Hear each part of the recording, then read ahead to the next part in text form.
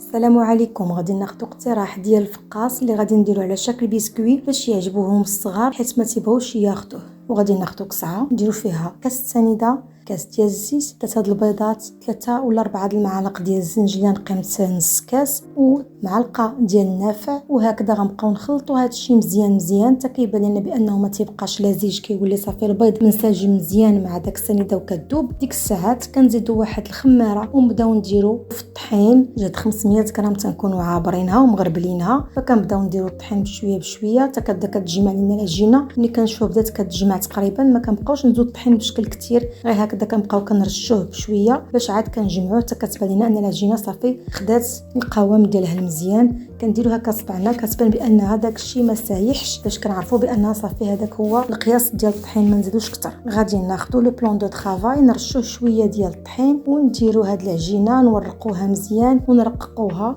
باش ما تاخذناش العلو. نديرو الكاس انا جا شويه عالي، من الاحسن ناخذ دوك القطعات ديال الاينوكس، الا كانوا صغيورين يكون احسن. وغادي نديرو هكا دوائر بهم، والفران عاد غادي نشعلوه على عافيه مهيله 150 درجه هكذا. وغادي ناخذ بانسو ولا الشيته وغادي ندهنوا بها الكاطو. صافي غادي ندهنوهم هكذاك وغادي ندخلوهم الفران على ما تيطيبوا تيجيو زوينين وبالصحه والراحه. راه كيجي مقرمش ومرمل وزوين. نتمنى الاقتراح يعجبكم.